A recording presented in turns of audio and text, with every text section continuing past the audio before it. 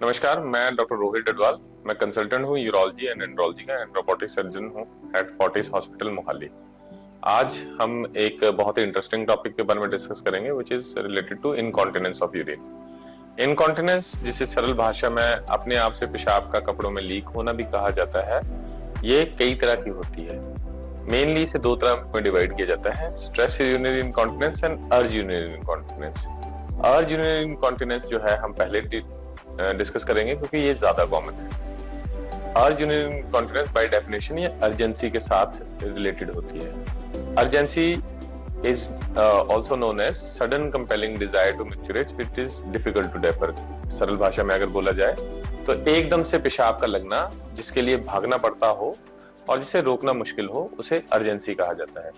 कुछ पेशेंट्स में इस अर्जेंसी के साथ लीकेज भी एसोसिएटेड होती है, जिसे अर्ज इनकॉन्टिनेंस बोला जाता है। अर्ज इनकॉन्टिनेंस के कॉजेस मेल्स एंड फीमेल्स में अलग अलग होते हैं। मेल्स की अगर बात की जाए तो most common cause infection, urinary track infection, cystitis, prostatitis, ये चीजें कर सकती है।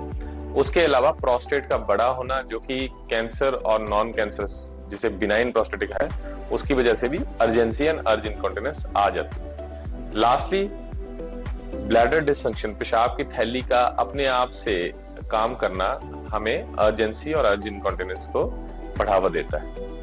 फीमेल्स की अगर बात की जाए तो महिलाओं में प्रोस्टेट तो होती नहीं है, तो मेनली दो कारण होते हैं अर्ज इनकॉन्टिनेंस के, which are infection and bladder dysfunction, जैसे मर्दों में होती है। औरतों में इन्फेक्शन होने के चांसेस ज्यादा होते हैं क्योंकि फीमेल यूरेथ्रा, जो पेशाब का रास्ता है, वो छोटा होता है, अराउंड 4 सेंटीमीटर होता है, तो इसमें इन्फेक्शन बार बार होती है फीमेल्स को, व्हिच कॉजेज अर्जेंसी एंड अर्ज इनकॉन्टिनेंस।